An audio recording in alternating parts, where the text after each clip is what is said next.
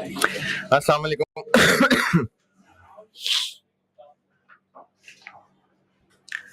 दुरूद शरीफ पढ़ लें।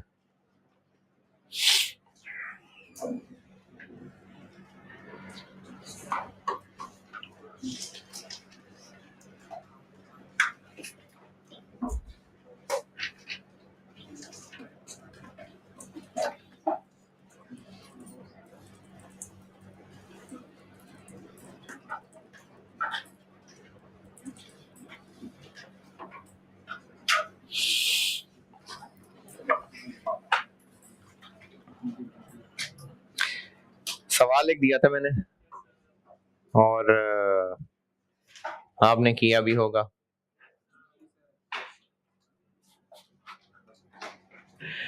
किसने किया है?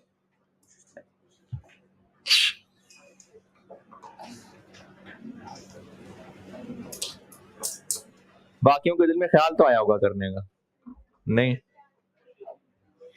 कोई शर्मिंदगी को ज़मीर पे बोझ महसूस हुआ हो? क्या कोशिश की थी किताब खोलने की, करूं ना करूं? नहीं पढ़े वही सवाल, पढ़े पढ़े। मैं खादिम मैं करता हूं, मेरा FR2 रहता है ना, मैं करता हूं।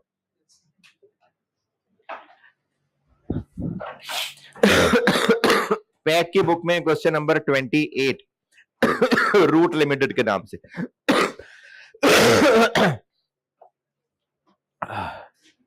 Root limited.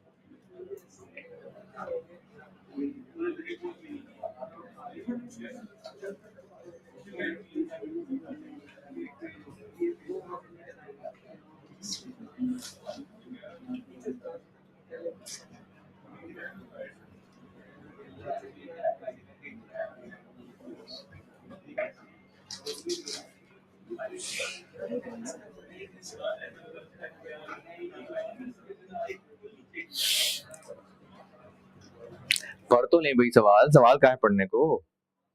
कौन सा? बहुत जबरदस्त सवाल है, मैं दोबारा बताता हूं। IAS 12 FR2 की बात कर रहा हूं। IAS 12 चैप्टर में क्वेश्चन नंबर 28 पैक की बुक में रूट लिमिटेड के नाम। ये मैंने होमवर्क दिया था, लेकिन कुछ नागुज़ीर वजूहात की बिना पर, कुछ ज़ाती मसरूफियात की बिना पर आप लोग नहीं कर पाए होंगे। तो पहले मैं माजरत चाहता हूं कि मैंने आपको होमवर्क दिया। अब आप सवाल, मैं आइंदा अगले सेशन में ख्याल रखूंगा। आप सवाल पढ़ लें, मैं करता हूं।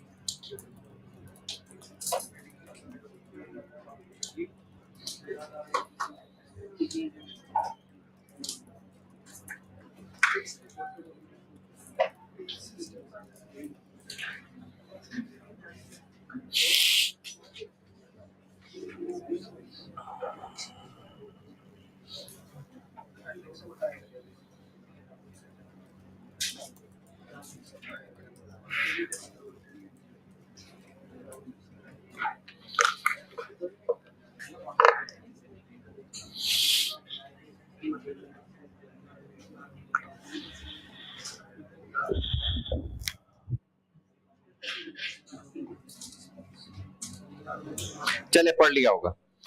इसकी रिक्वायरमेंट जो भी है, मैंने कहा था करंट टैक्स और डेफर्ड टैक्स फॉर निकालना है 2019। Current tax,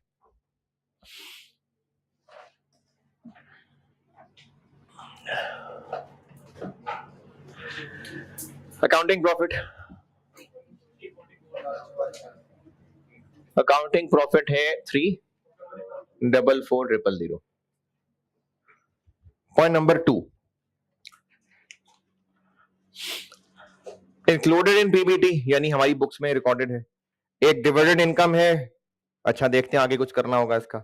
profit on sale of vehicle है, यानी हमारी बुक्स में जो रिकॉर्डेड है अकाउंटिंग वाला, तो फिर आगे यकीनन को टैक्स वाला होगा, वो एडलेस।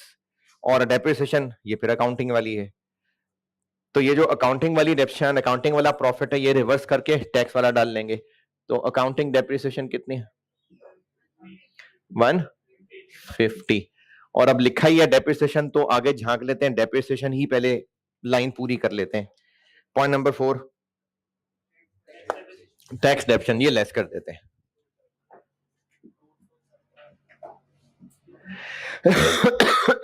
टू 70। फिर पॉइंट 2 में प्रॉफिट ऑन डिस्पोजल है एक, कितना?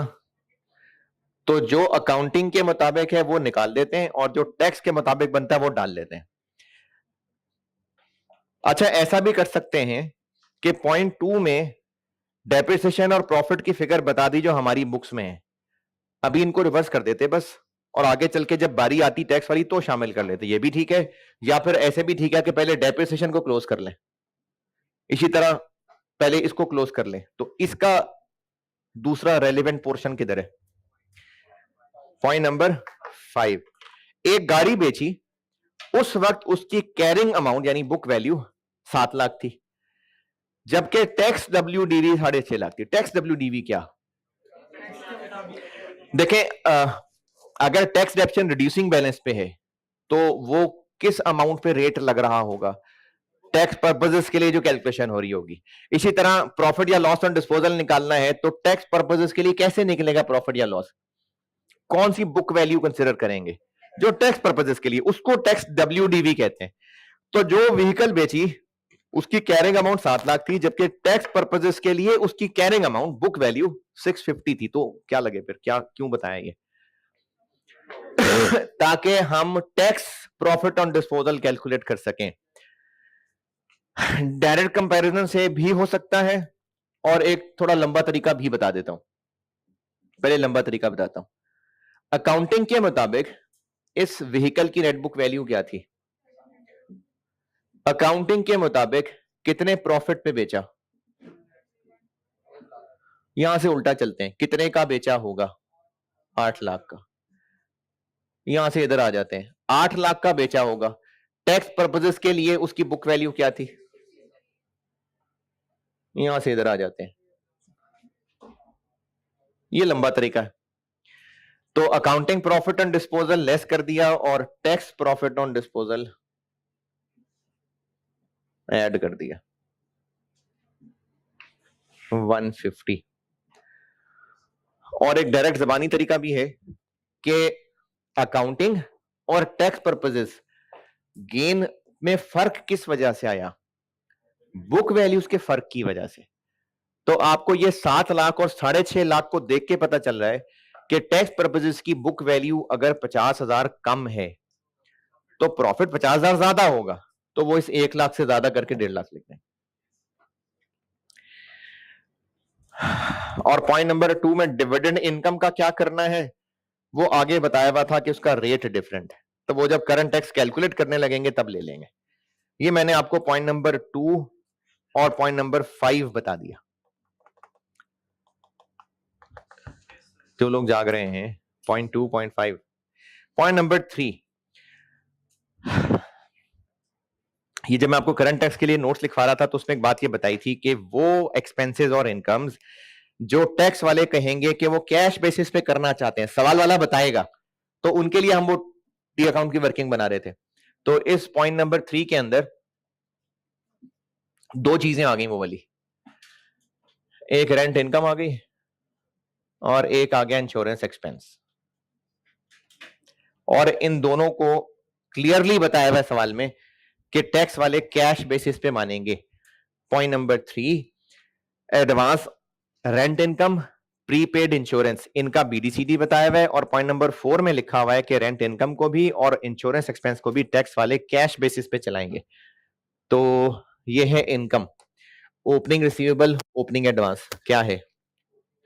Opening advance 10, closing advance, closing receivable, इधर आती है इनकम, इधर आती है receipt.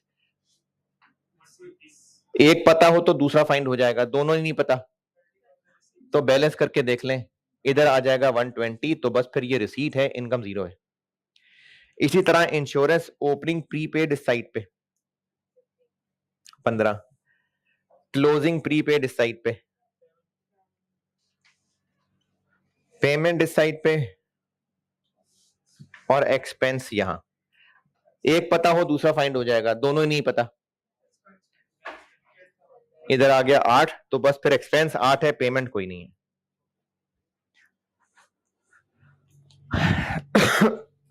Insurance expense add back कर देंगे और इंश्योरेंस पेड लेस कर देंगे। एक्सपेंस है 8000 और पेड कुछ नहीं है।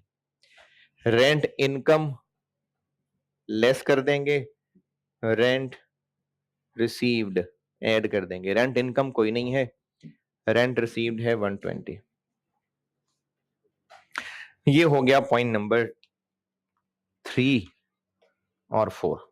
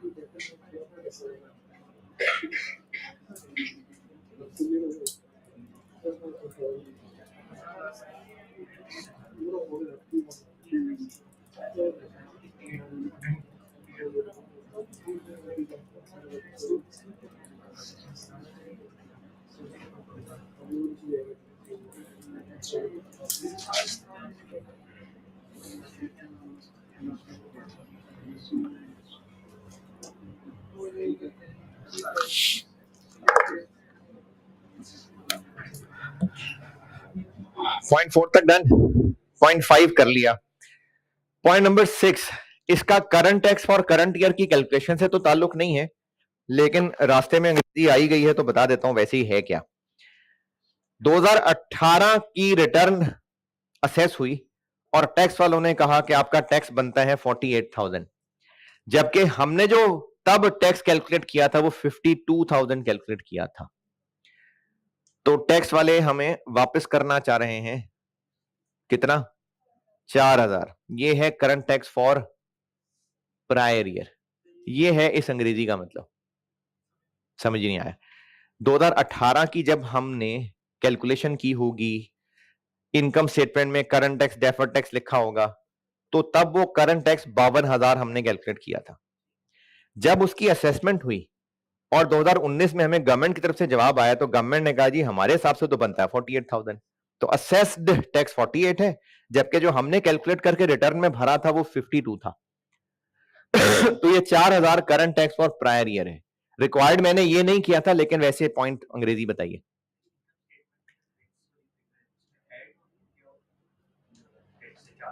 ये जब मैं आपको डिस्क्लोजर्स पढ़ाऊंगा ना तब बताऊंगा। वैसे उसमें करंट टैक्स वाली फिगर में ऐड होगा, लेकिन ये डिस्क्लोजर में करूंगा बात। पॉइंट नंबर 7, कंपनी ने डिविडेंड डिक्लेयर किया है 2,20,000, तो ऊपर 2 लाख क्या है? ऊपर वाले पॉइंट 2 में 2 लाख क्या है, और ये 2,20,000 कौन सा है? जो ऊपर टेबल में है ना, वो डिविडेंड हमने नहीं दिया लोगों को, वो हम लोग हैं जिनको मिला है। पॉइंट नंबर 2 में जो डिविडेंड इनकम है, ये हमने कहीं इन्वेस्टमेंट की होगी, वहां से डिविडेंड मिला है, ये हमारी इनकम है। तो पॉइंट 7 में क्या है फिर? जो हमने शेयर होल्डर्स को डिविडेंड दिया है। तो ये हमें छेड़ने के लिए सवाल के अंदर डाला हुआ है, इसका तो कोई काम ही नहीं है इनकम एक्सपेंसेस से, ये तो रिटेन अर्निंग डेबिट वाली चीज है। तो इस पॉइंट 7 का कुछ भी नहीं करना। ये निकला है जी टैक्स प्रॉफिट। नहीं यार,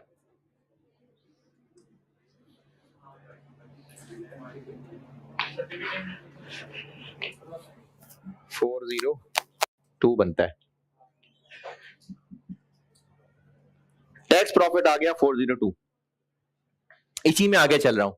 करंट टैक्स, अब जब करंट टैक्स लगाएंगे तो वो डिविडेंड इनकम पे अलग रेट है और बाकी नॉर्मल अलग है।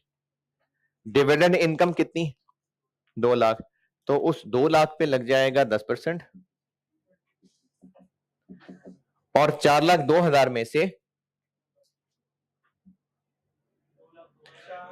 2,02,000 पे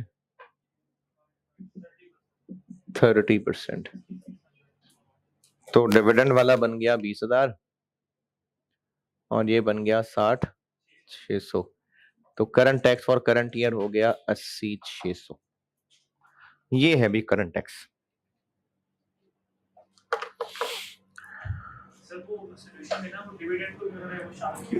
वो असल में मैंने यहीं से माइनस कर दिया था, और उन्होंने नहीं, इन्होंने तो मैंने यहीं से माइनस कर दिया था ताकि बाद में नॉर्मल रेट लगा लें, तो अब मैंने उसको ऐसे करके दिखा दिया।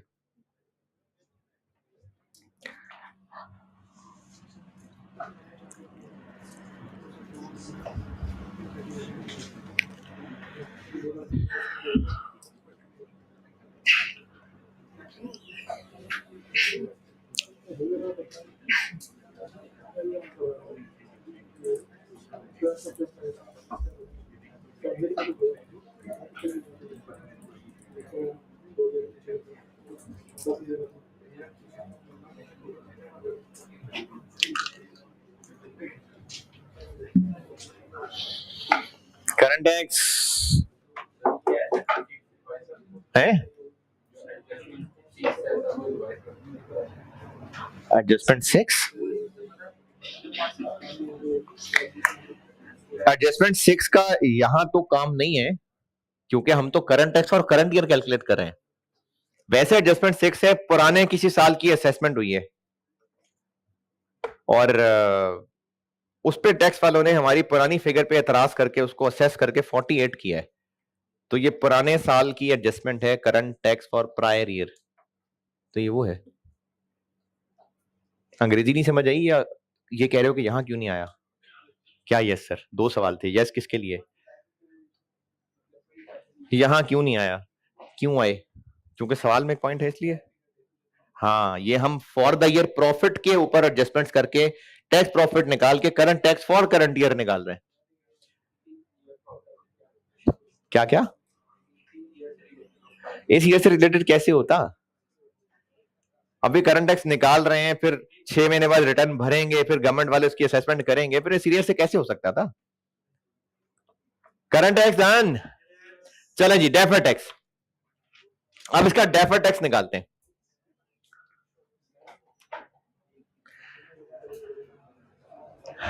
अकाउंटिंग की फिगर, टैक्स की फिगर और डिफरेंस। अच्छा, इस टेबुलर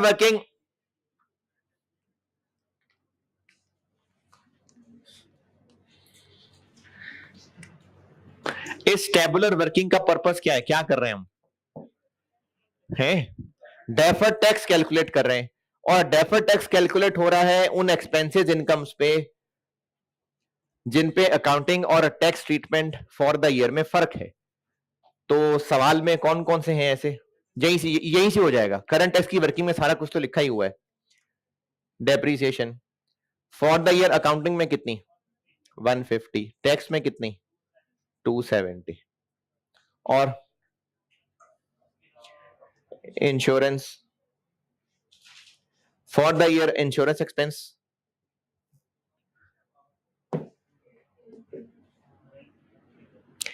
अकाउंटिंग की फिगर, टैक्स की फिगर, और बस एक्सपेंस यही है। प्रॉफिट ऑन डिस्पोजल अकाउंटिंग की फिगर 1 लाख, टैक्स की figure 150। Rent income,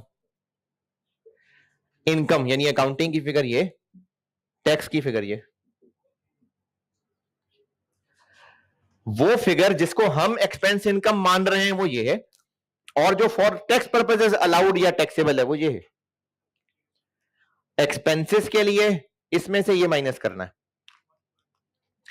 120 positive, 8000 negative. Incomes के लिए इसमें से ये माइनस करना, 50 नेगेटिव, 120 नेगेटिव। चूंकि सब पे टैक्स रेट सेम ही है तो हर एक पे अलग अलग लगाने की बजाय इसका नेट कर देते हैं। 58 नेगेटिव, और इस पे टैक्स रेट लगा दें तो 17 नेगेटिव। ये डेफर्ड टैक्स है।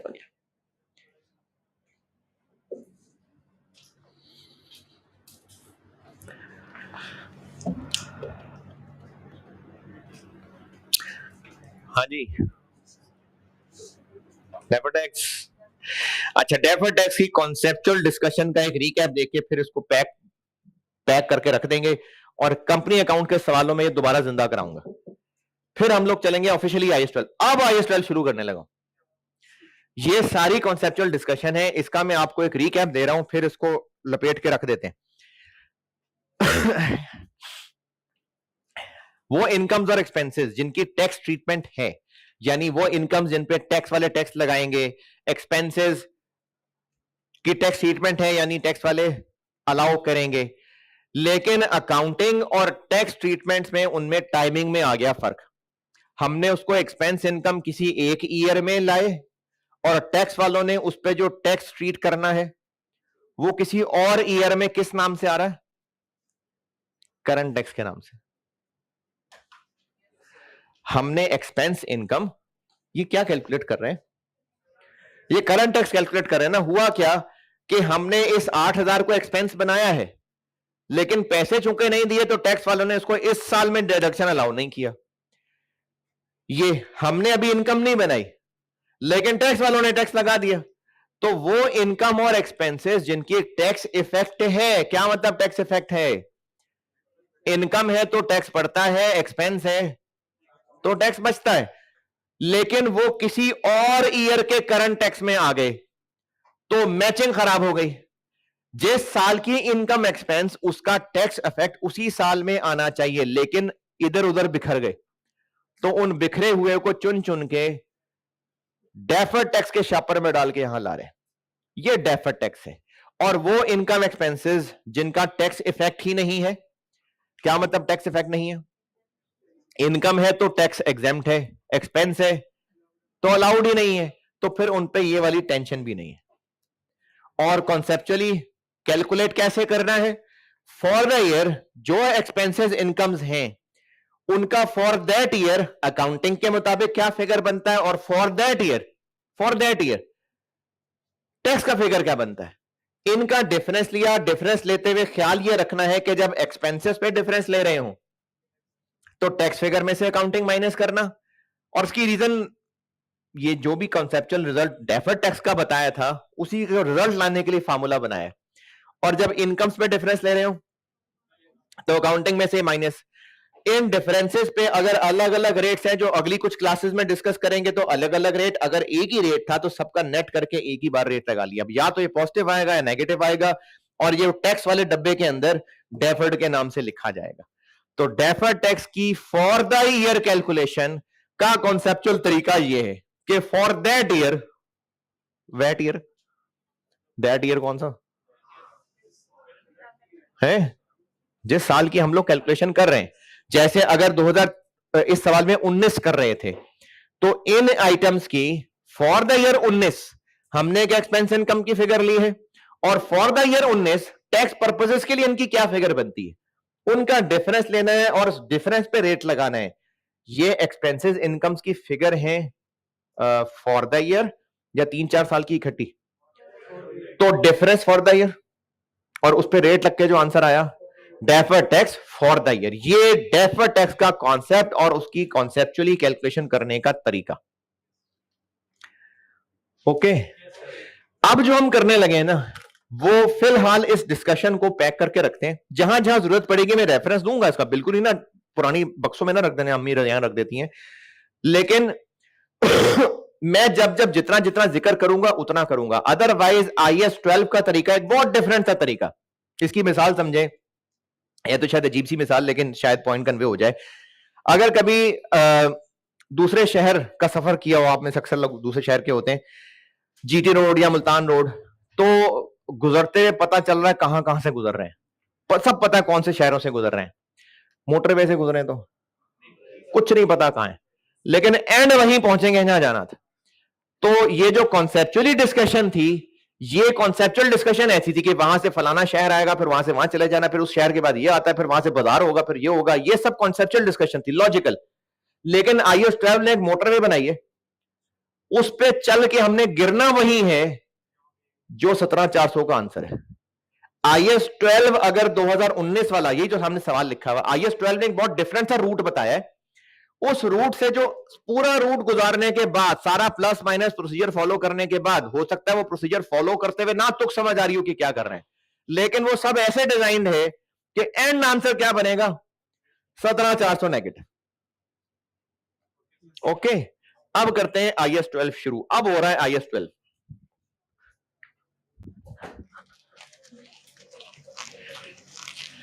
मैं दोबारा हेडिंग दे देता हूं, डेफर्ड टैक्स।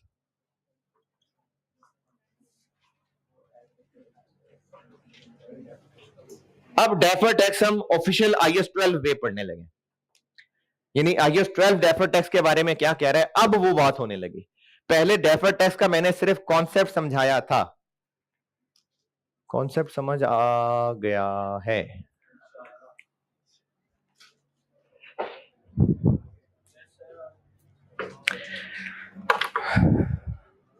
हाँ हाँ ठीक है, पानी पी रहा हूं, आगे आगे।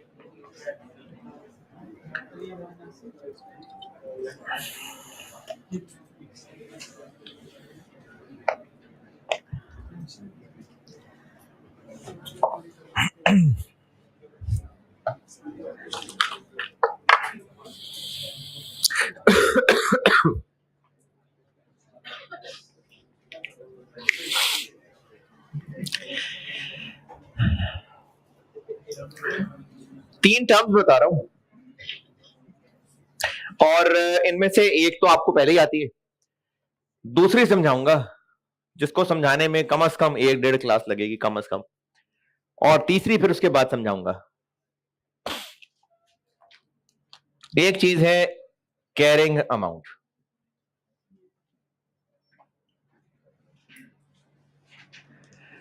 अच्छा, कैरिंग अमाउंट का वर्ड होता है एक्सपेंसेस इनकम्स के लिए यूज के एसेट्स लायबिलिटीज के लिए? कैरिंग अमाउंट एसेट्स लायबिलिटीज कैसे निकलती है कैरिंग अमाउंट? शाबाश शाबाश, यही सुनना था असल में। जब से पढ़ा रहा हूं, जब सवाल पूछता हूं, हर दफा यही जवाब आता है, कभी मायूसी नहीं हुई। सिर्फ पीपीई एसेट होता है बस, कॉस्ट माइनस एक्यूमुलेटेड डिडक्शन। भाई इन्वेंट्री भी एसेट है, उसकी भी कैरिंग अमाउंट ही होती है। डेटर भी एसेट है, उसकी भी कैरिंग अमाउंट होती है। इन्वेस्टमेंट भी एसेट है, उसकी भी कैरिंग अमाउंट ही होती है। सारे एसेट्स लायबिलिटीज की कैरिंग अमाउंट होती है। कैसे कैलकुलेट होती है, कौन सी गाइडेंस है? हर एक का रेलिवेंट आईएस मौजूद है। तो कैरिंग अमाउंट कहते हैं एसेट्स और लायबिलिटीज की वो वैल्यूज जो अकाउंटिंग रिकॉर्ड्स में है।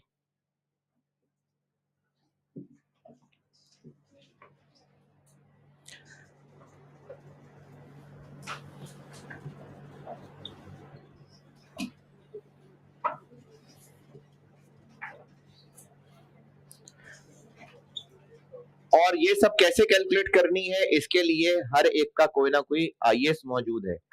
आईएस 40 ने बताना है कि इन्वेस्टमेंट प्रॉपर्टी ईयर एंड पे किस वैल्यू पे आएगी। आईएफआरएस 16 कर लो, रिवाइज कर लो, आईएफआरएस 16 की जरूरत पड़ेगी खास तौर पे लेसी। आईएफआरएस 16 ने बताना है कि लेसी लीज लायबिलिटी किस अमाउंट पे रिकॉर्ड करेगा, राइट ऑफ यूज कैसे रिकॉर्ड करेगा, आईएस 38, आईएफआरएस 9, ये सब स्टैंडर्ड्स हैं अपने अपने आइटम्स के रेलिवेंट। उनके मुताबिक जो वैल्यूज निकलती हैं वो कैरिंग अमाउंट्स है।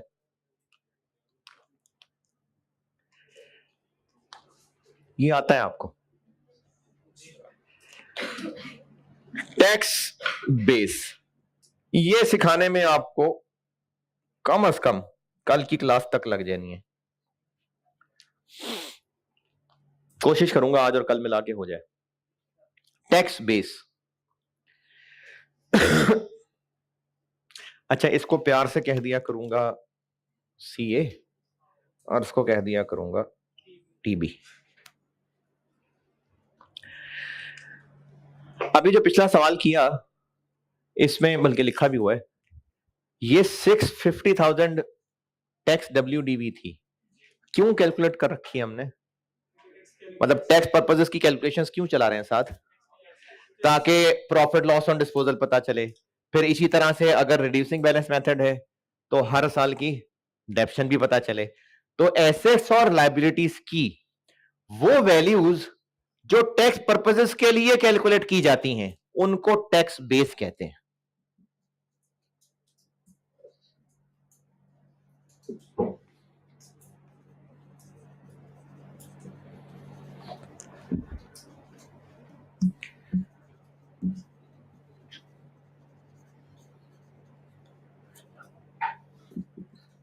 टैक्स पर्पसेस के लिए जो कैलकुलेट की जा रही है, ये मैंने एक मिसाल दी थी कि प्लांट है तो उसकी डेप्रिसिएशन हर ईयर निकालनी हुआ करेगी, फिर फाइनली उस पर प्रॉफिट लॉस डिस्पोजल निकलेगा। तो उसके लिए जो WDV चलाई जा रही है वो उस प्लांट की टैक्स बेस है।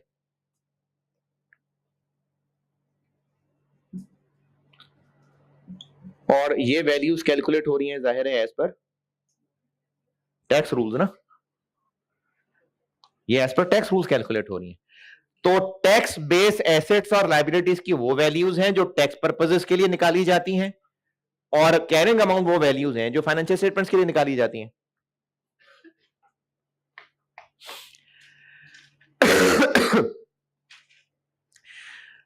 प्लांट की कैरिंग अमाउंट कैसे निकलनी है ये आईएस 16 ने बता दिया।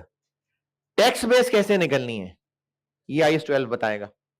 इन्वेंट्री की कैरिंग अमाउंट कैसे निकलनी है ये आईएस 2 ने बता दिया। टैक्स बेस कैसे निकलनी है ये आईएस 12 बताएगा। Right of use asset, lease liability की कैरिंग अमाउंट कैसे निकलेगी आईएफआरएस 16 बताएगा। इनकी टैक्स बेस कैसे निकलेगी आईएस 12। तो आईएस 12 ने बताना है कि इनकी टैक्स बेस कैलकुलेट करनी कैसे। अच्छा, जब तक मैं आपको प्रोबेबली परसों की क्लास में जब मैं सारा मोटरवे से गुजार के एंड रिजल्ट जब तक मैं यहां ले नहीं आता ना, तब तक टैक्स बेस की जो भी कैलकुलेशन बताऊंगा उसमें क्यों नहीं पूछना, कैसे पे फोकस करें, क्यों का जवाब आएगा बाद में। तो IS 12 ने टैक्स बेस कैलकुलेट करने के फार्मूले बताए हैं, वो फार्मूले समझा रहा हूं, उन फार्मूलों में कैसे समझ लें, क्यों नहीं। और तीसरी चीज, ये इंशाल्लाह ये भी परसों वाली क्लास में ही पहुंचेंगे इस पे, अभी बस अंग्रेजी लिख लें। टेम्परेरी डिफरेंस, टेम्परेरी डिफरेंस ये होता है difference between CA and TB of assets and liabilities। Assets और लाइबिलिटीज की कैरिंग अमाउंट और टैक्स बेस में जो डिफरेंस है उसको टेम्परेरी डिफरेंस कहते हैं।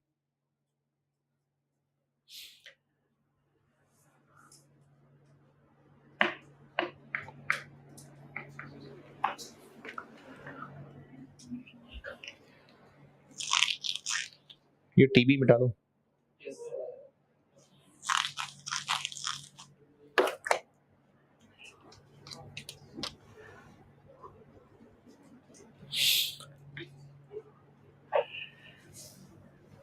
टेम्परेरी डिफरेंस दो तरह का होता है, एक होता है टैक्सेबल टेम्परेरी डिफरेंस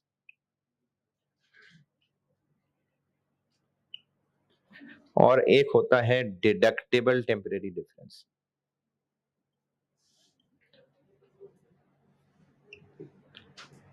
इनकी सिर्फ थोड़ी थोड़ी अंग्रेजी लिख लें, जब मैं इंशाल्लाह परसों इसको सारा वो 17,400 से रिलेट करूंगा ना, फिर इन अंग्रेजी का मतलब भी बताऊंगा। अभी बस अंग्रेजी लिख लें, ये शाखें बना लें, फिर फल लगाता हूं उस पर।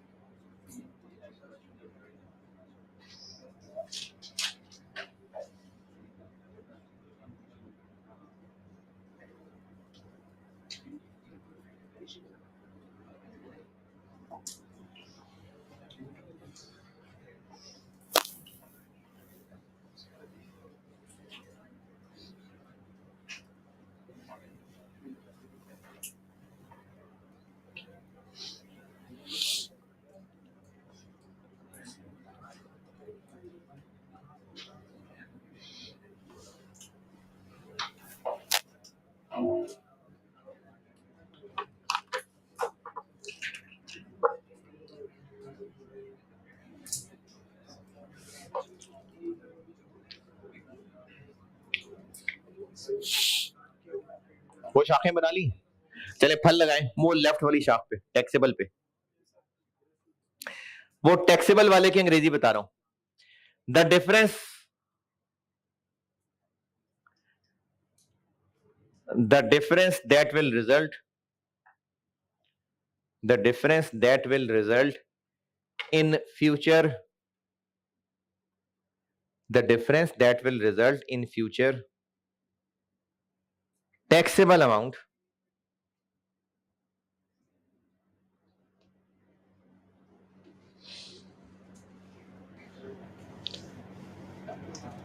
the difference that will result in future taxable amount when carrying amount of asset or liability,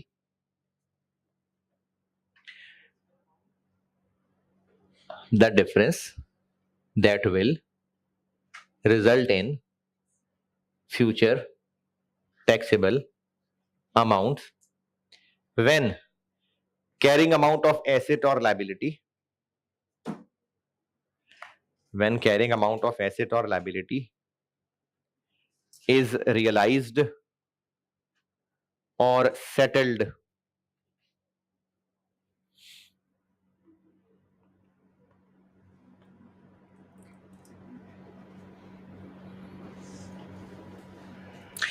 right वाली शाख, दूसरी वाली शाख, the difference that will result, the difference that will result in future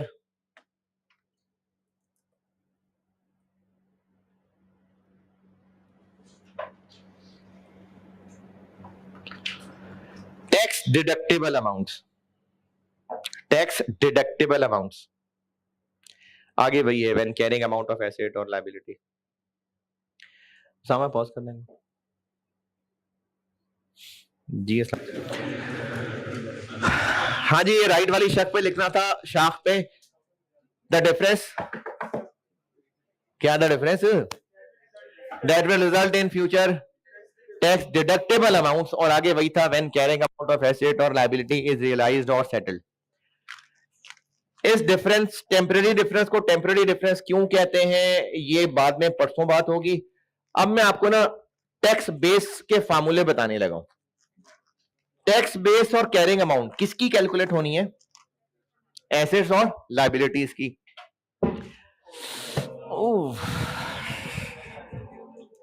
camera चल रहा है भाई? है, आप चला रहे हैं कैमरा? वो उससे पूछ रहा हूं, चल रहा है ना? हाँ बस ठीक है, कोई बात नहीं।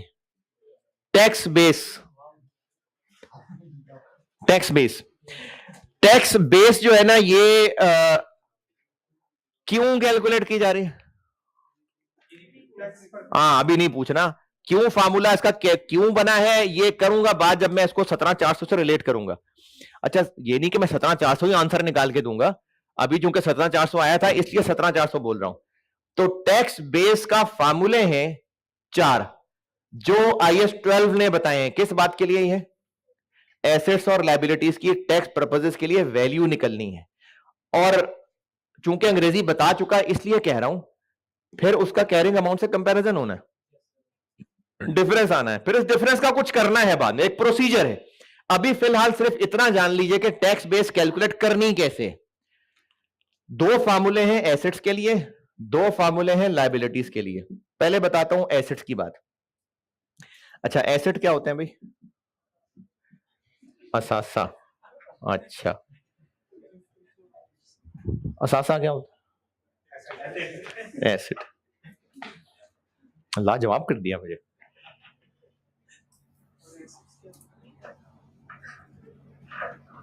इनसे मिलने होते हैं फ्यूचर बेनिफिट्स। इन्वेंट्री से फ्यूचर बेनिफिट क्या मिलेगा? सेल होगी, पैसे मिलेंगे। प्लांट एंड मशीनरी से फ्यूचर बेनिफिट्स क्या मिलेंगे? यूज करेंगे, प्रोडक्शन कराएंगे, प्रोडक्शन बिकेगी, पैसे मिलेंगे। डेटर से फ्यूचर बेनिफिट क्या मिलेंगे? पैसे मिलेंगे। सारे मैं एसेट्स की मिसालें दे रहा हूं। तो वो एसेट्स जिनसे मिलने वाले फ्यूचर इकोनॉमिक बेनिफिट्स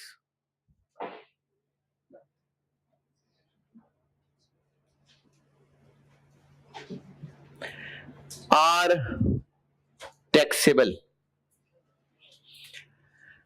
क्या मतलब हुआ अंग्रेजी का?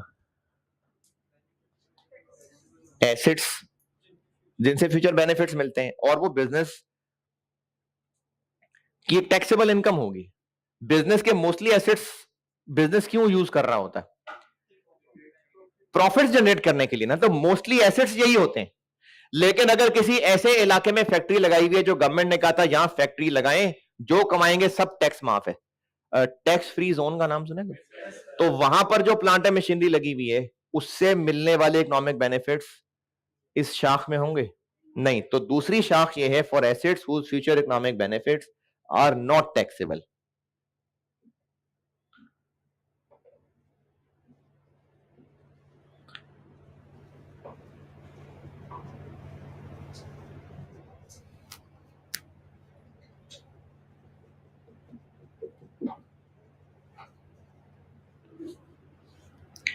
इसकी और भी कुछ मिसालें होंगी, वो मैं आपको कल जब ये समझाऊंगा ना, ये भी बता रहा हूं, ये कल बताऊंगा, तो फिर साथ साथ इसकी मिसालें बार बार बताऊंगा। अभी एक मिसाल दी है वो लिख देता हूं, assets in tax free zone. अगर एसेट्स इस क्लास में फॉल कर रहे हैं तो इन तमाम एसेट्स के लिए tax base is equal to,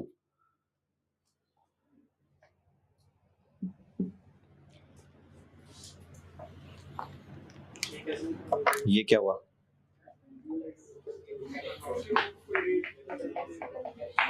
कोई रेट नहीं बताया?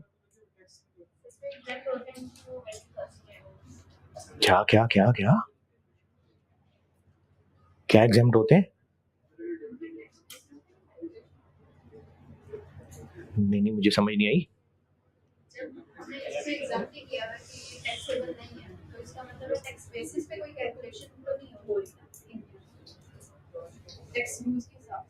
तो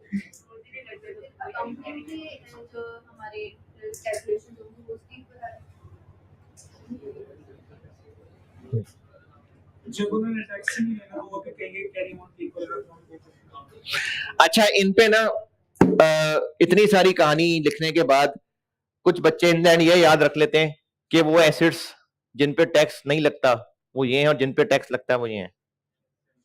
मैंने ये कहा है ना, यस सर की आवाजें आ रही है, मैंने ये कहा है वो एसिड्स जिन पे टैक्स लगता है वो ये शाख और जिन पे टैक्स नहीं लगता वो ये। अबे एसिड्स पे कौन सा टैक्स लगता है? ये बात नहीं हो रही कि एसेट्स जिन पे टैक्स लगता है वो ये है जिन पे टैक्स, एसेट्स पे नहीं लगता टैक्स, टैक्स प्रॉफिट्स पे लगता है, टैक्स इनकम्स पे लगता है। तो वो एसेट्स जो इनकम जनरेट करेंगे और उनकी वो इनकम टैक्सेबल इनकम होगी वो एसेट्स इस कैटेगरी में है, और वो एसेट जो इनकम जनरेट करेंगे और उनकी इनकम टैक्सेबल नहीं होगी वो इस कैटेगरी में। एक मिसाल चले और बताता हूं, डिविडेंड रिसीवेबल एसेट क्यों है? डिविडेंड रिसीवेबल क्योंकि पैसा मिलना है तभी रिसीवेबल बनाया हुआ है, और अगर टैक्स वालों ने उस डिविडेंड इनकम को एग्जेम्प्ट फ्रॉम टैक्स रखा है तो उस डिविडेंड रिसीवेबल से मिलने वाले बेनिफिट्स नॉट टैक्सेबल, तो फिर उनमें tax base is equal to carrying amount. क्यों इक्वल टू कैरिंग अमाउंट? क्यों नहीं पूछना, अभी अभी नहीं है, क्यों है जी है?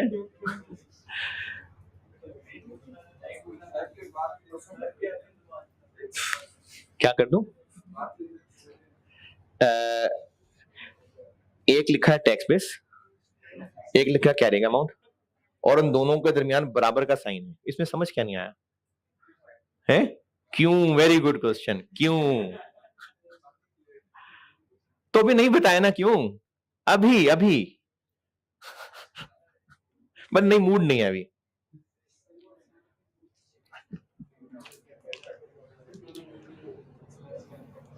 और मोस्टली बिजनेस के एसेट्स इसी कैटेगरी में होते हैं।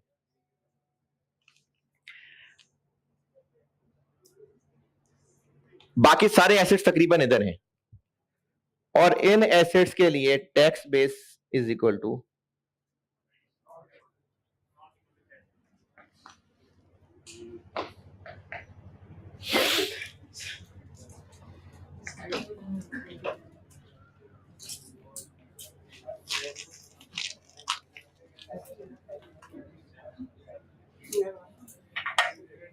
है।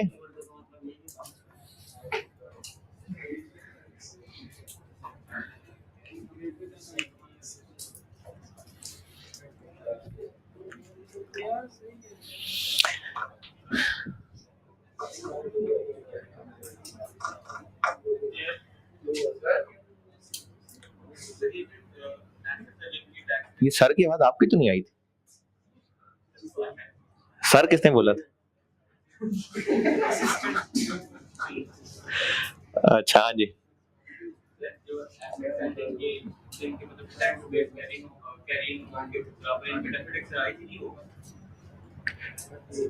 अभी मैंने तो कहीं डेफर्ड टैक्स लिखा ही नहीं ना, बस वो लिखा था ये डेफर्ड टैक्स था बस।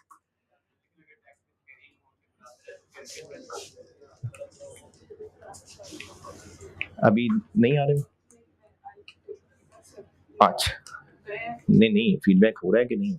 अच्छा, अभी डेफर्ड टैक्स तो मैंने कैलकुलेट करना शुरू ही नहीं कराया ना, है? काम के सवाल पूछते नहीं हो। अभी टैक्स बेस की कैलकुलेशन क्यों कर रहे हैं इसका जवाब तो दे दिया। अरे भाई इतना तो बता दिया ना कि कैरिंग अमाउंट से कंपेयर करना है। अब अगला मसला कि कैरिंग अमाउंट से कंपेयर क्यों करना है, कैरिंग टैक्स बेस का फार्मूला ये क्यों है, ये हम क्यों कर रहे हैं, आखिर क्या मसला क्या है, क्या क्यों? ये है कल और परसों की डिस्कशन। चले ठीक है, अल्लाह हाफिज। है